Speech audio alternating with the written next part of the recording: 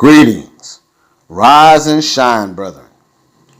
We are the World Global Reset Restoration Network family, comprised of 198 sovereign nations with over 7 billion sovereign principles, being of one mind, one heart, and one spirit, walking together under the divine principles of love, truth, peace, freedom, and justice. I come to you as a voice in the wilderness to introduce to you a man. No, not just any man, but a man sent by Yah Allah to redeem mankind.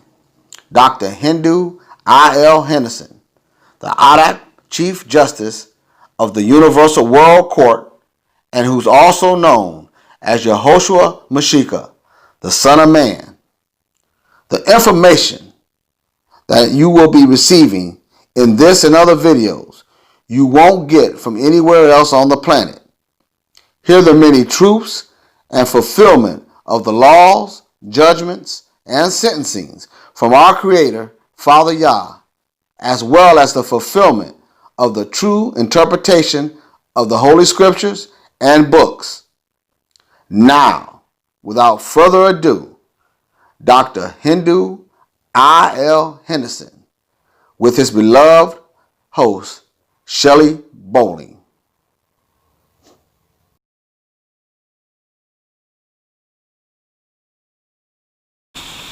Listen to me. You have best be careful about who you give your support to. You have best be careful about who you agree with, who's giving the support. It tells us that. Be careful. Listen to this. United States of America. Most of you already know that the 13th so-called amendment of the United States of America was not the same 13th amendment that you're reading today.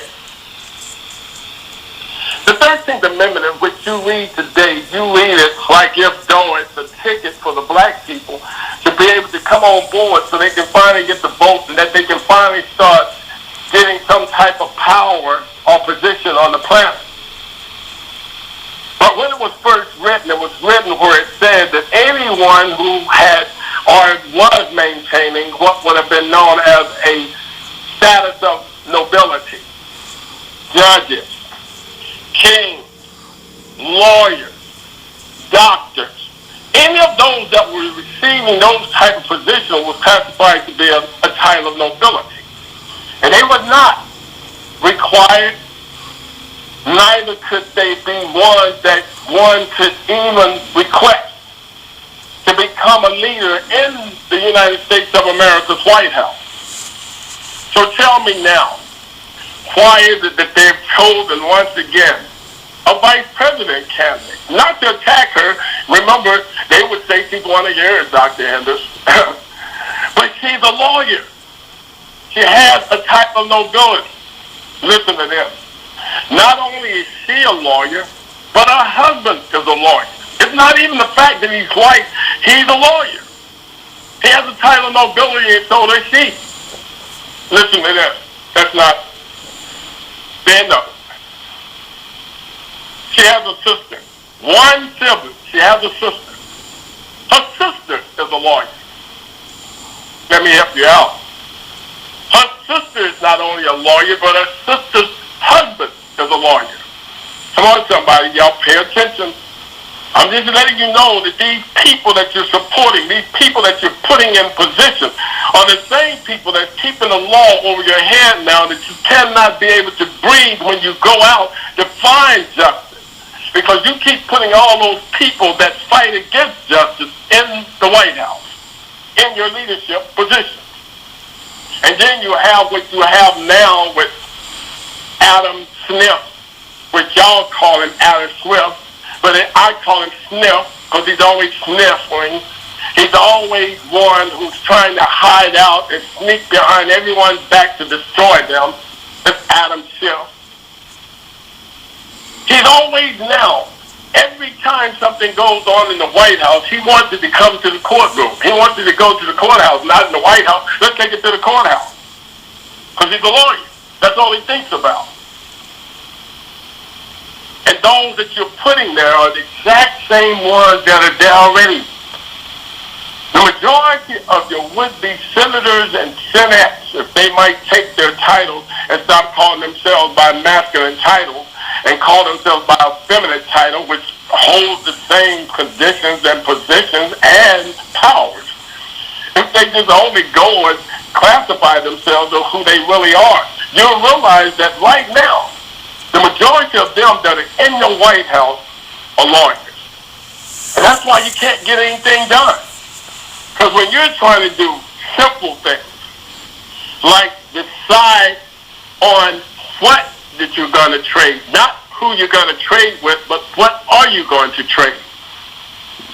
They can't do that. Because as soon as one of them said, well, I think we should trade sweaters, then another one said, no, I think we should trade shoes. They get into a whole big heated battle that ends in the Supreme Court rather than to decide whether they're going to do sweaters or shoes. This is what you're dealing with. And guess what? You are their greatest supporters. You keep supporting them right on. You keep putting them in there. Hi, Miss Harris. Hello. And you might as well just say, Officer Harris. You're defunding and you want to defund the police force, but at the same time, you're going to send all that money to the White House where there's a great authority that's going to be over you as the law. Come on, somebody, that makes sense, but you're going to do it. You're going to do it. I just know you will. You know why? She is going to celebrate and she is going to elevate every black woman on the planet. I think not. She's got to get there. She's got to take her white husband. And every last one of y'all that got black men in your life, she's going to make it a law that you get him out. And you're going to do it. Because you've been trying to find some excuse to get him out anyway. Now, well, it's the orders of the president that we put on. Come on, somebody. Help me out. I need you to understand what's about to take place to you. That I told you is going to be a war. That war is going to be the people's war. The people's war is going to turn into the war that's known as a racial war. The racial war is going to turn into that which will be known as the Battle of Armageddon. And then the end will come.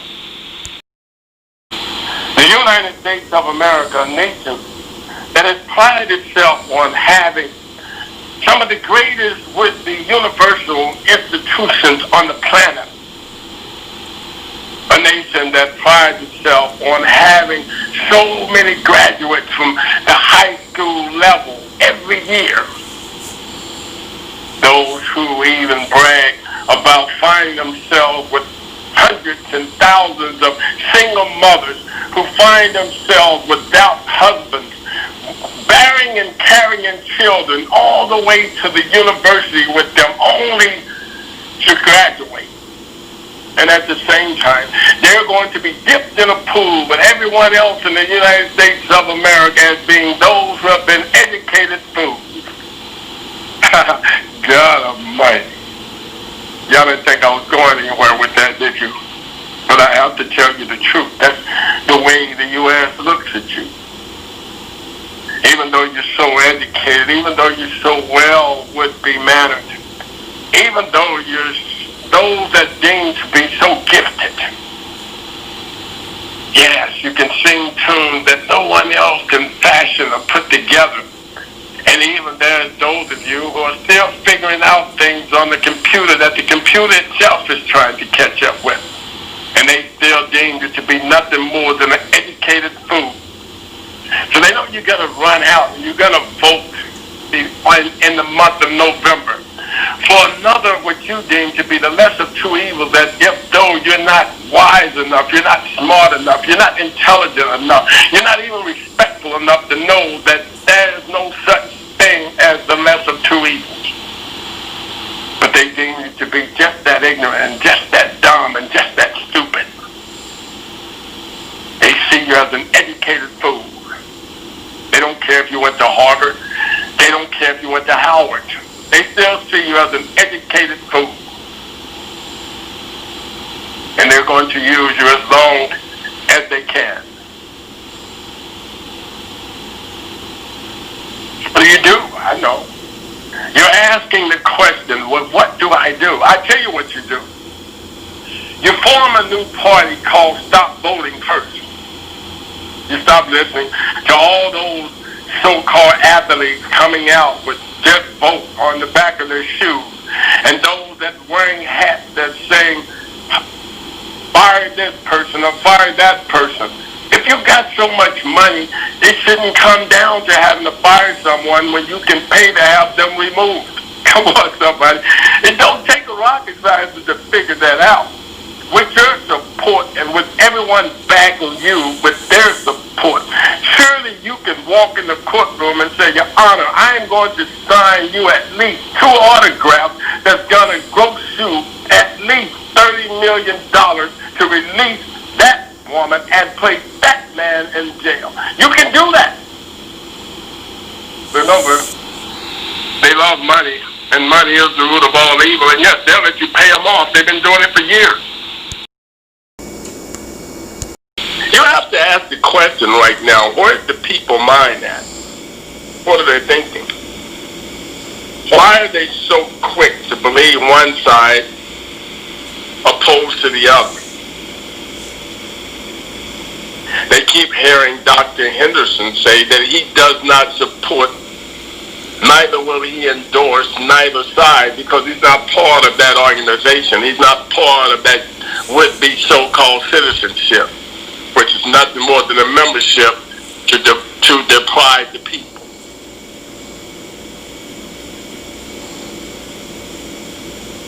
So you don't allow yourself to support and to endorse those people that are being brought to you by the criminals themselves. I did call them criminals, and you can assure yourself they will be arrested. But let me help you out with what they're trying to do right now. See, they know for a fact that Mr. Trump, being the more of the evil in which they would deem Mr. Joe Biden being the less of the two evils, is not about to give either one of them a pardon when they become incarcerated for the crimes in which they have committed against humanity and crimes that they have committed against the humans of the United States of America and worldwide. They already know that Mr. Trump is there more of the evil in which they would deem him to be, because he's not going to pardon them. He's not going to pardon Mr. Obama.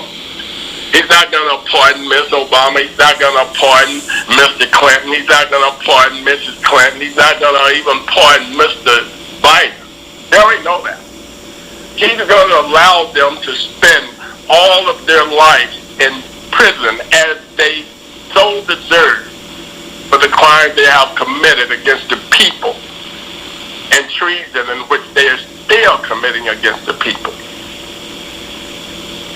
So they believe that if they can usher in Mr.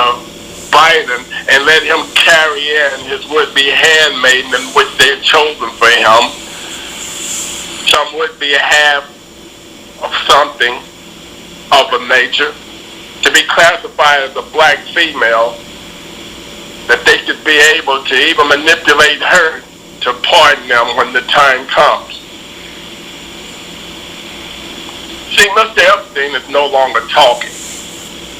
just as Mr. Weinstein. And I don't know if you're catching those names, but all of those people deem themselves to be from a would-be world in which they deem it to be Jews, Anunnaki Jews, Orthodox Jews. That means that they're not real. They're not the true people of the true God of the universe, Yah Allah. But they're claiming it. They're claiming it on the grounds that they believe they have all of the power, they have all of the finances, they have all of the know-how, and they have all of the wicked manipulators that the world could offer. They believe that they have all of this, and they believe that they will always be in power, and that's what they're now fighting so desperately to protect. But again, I say, they don't even have to worry about fighting. They have some that are fighting a greater war for them than they can fight for themselves. And those are the ones that are classifying themselves still to be American citizens. That is their own greatest enemy, as I just spoke of tonight. And many of you fit that category, even though you tell me anything. I know the only reason you're listening to me now is you're waiting for me to announce to you when I am going to make sure that you get your $1 billion. No, I'm not holding your $1 billion, whereby I would keep it until you do what I tell you to do, or that you honor yourself under what I am telling you to do. I'm not keeping your $1 billion for that reason. You're doing that to yourself. I can't release your funds because you keep jumping from one side to the other. Every time I prepare myself to release your fund, I find out that you're out voting for Mr. Biden, or you're out voting for Mr. Trump, or that you're out campaigning for those that's going to do nothing more than manipulate you and hold a would-be so-said nation that does not truly have any would-be proof that it's a nation at all. And you're going to keep them in power. You're going to keep them in power. Because you haven't believed what Dr. Henderson said yet. You're just waiting for him to release your $1 billion check so you can join that would-be membership of a people in which now is doing nothing more than manipulating you and bamboozling you and carrying you off to your permanent death chamber. Listen. Ms. Obama said about Mr. Weinstein in 2013, he is a wonderful human being, a good friend, and just a powerhouse. That's what she said. Listen, she said he's a wonderful human being, a good friend, just a major powerhouse. And she endorsed it. She said that he was the greatest in show business. He was the greatest in the movie industry. He was a great mentor, she said, for those that are classified to be students in film. This was, she said, right from the White House in the symposium that they had there. On your ticket, you paid for that outing. Even though Mr. Weinstein was considered to be a millionaire at least, or a billionaire. You paid for the ticket, the dinner. You picked up the tab.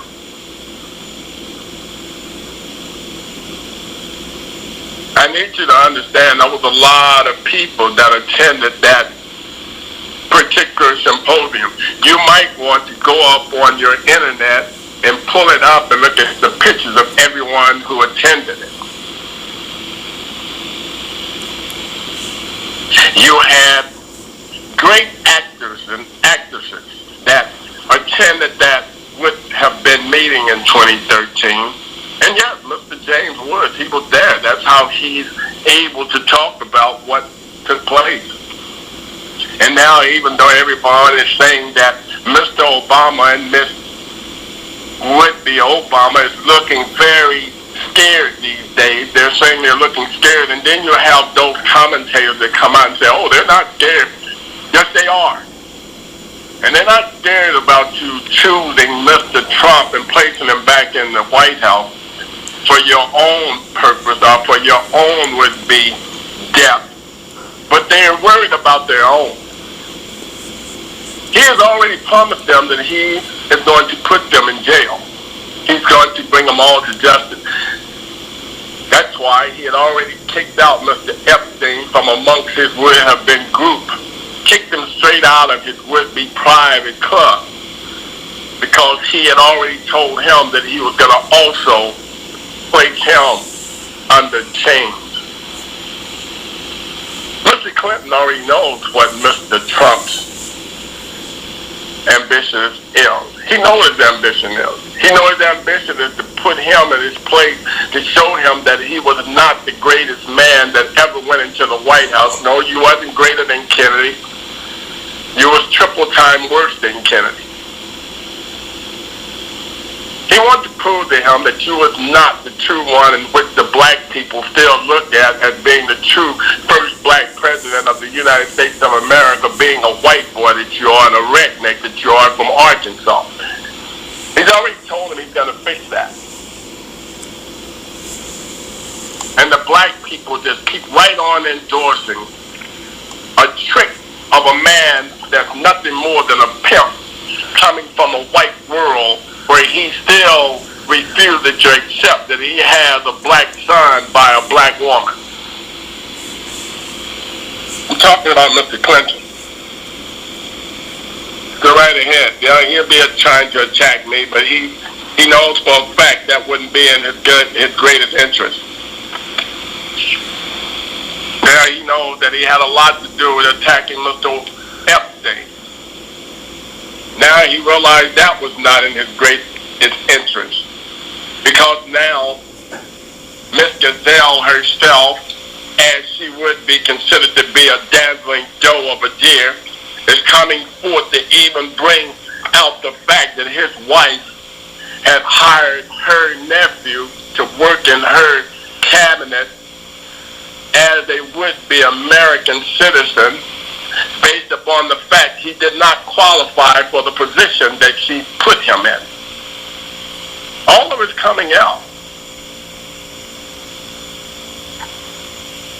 We're talking about the same woman that now is being accused of being the one that went out, found all of the young girls and brought them in, recruited them just for Mr. Epstein to be able to bundle with them and to send them out amongst his friends. Bill Gates, William Jefferson Clinton, and all of the would-be so-called Schumers and all the other so-called men that still sit in the Democratic Party as a so-called senator. Those girls serviced them while they were at liberty away from a home. It's supposedly so sad that they had to find some way to motivate themselves to go back to the job on Monday and pass some of the laws in which the people had set and presented before them for the people being able to at least live another day in their communities without starving to death. They just had to find some way to motivate themselves to be able to go back to their office and sign those bills. So they did that by way of visiting their friends on private yachts and private islands, where they were doing nothing more than ravishing young children, girls 16, 17, 12 years old. And now they're being endorsed by the DNC, the Democratic Party. And they're telling you that you would be choosing the less of two evils had you not voted for Mr. Trump. They say you will be picking the less of two evils. How can you even allow yourself to be listening to some of that? Let me help you out, because a lot of you say, well, there's nothing we can do. All we can do is to vote for one or the other. We got to vote for somebody. Let me help you out. Excuse me, you handkerchief-head Negroes, please hear me. You don't have to vote for any of them. You have to at least be able to read your Constitution or your Declaration of Independence, whichever one they want to throw out at you at that particular time, for you to find yourself swimming off into ignorance once again. Let me help you out. It's It says we hold these truths to be self-evident that all men were created equal, and that they were endowed by the Creator of these in and unalienable rights, and among them were life, liberty, and the pursuit of happiness. After that, it says, and at any time that these rights become threatened, it becomes the right of the people to be able to at least alter it or abolish it. You haven't altered it, and you are surely not at the point of abolishing it at this present moment. You know why? Because you're too busy condoning it. You're too busy helping it along the way. Listen to me. I know you got friends, I know you got family, and I know they're not listening to you. Yeah, I don't think you're speaking to them clearly and loud enough. Really, I don't. Because it's obvious you're not telling them exactly what I'm saying now, because I'm telling you the truth. Again, I just expressed to you, just in the last call I did with the United States, I expressed to you that you're placing people in the White House now that by your would-be true Constitution, the one that thinks it has been hidden or lost, or it has been somehow amended with nobody's signature on it, it's been amended, to take out the real 13th Amendment and place in the new 13th Amendment, where it's allowing those people that have nothing more than a title of nobility to be in charge of you, which the original said these were the people that had to be excluded, mandatorily had to be excluded. And James Madison fought his whole would-be time with some that they deemed to be some federal papers, where he was trying to make sure that the people kept their rights and did not turn their rights over to someone with a title of nobility. Abraham Lincoln had a title of nobility. He was a lawyer by trade.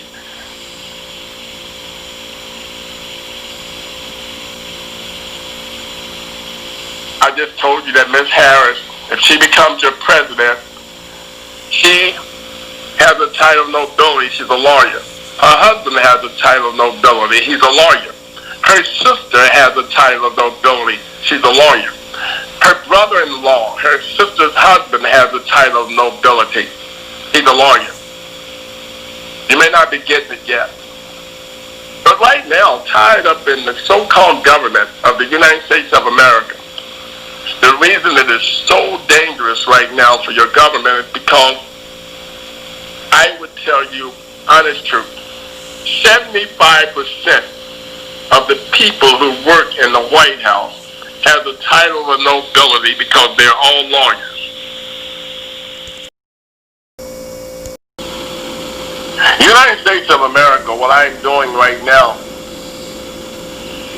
I'm informing you that if you are those who believe that you should be voting in order that you might be able to better your world, or that you might be able to better your family, or that you might be able to get a better job, or that you might be able to better equip yourself, or you might be able to become part of the group of the manipulators, where you can find yourself manipulating others only that you might at least be able to benefit off the backs of those that you manipulate, where you can survive. Let me help you out.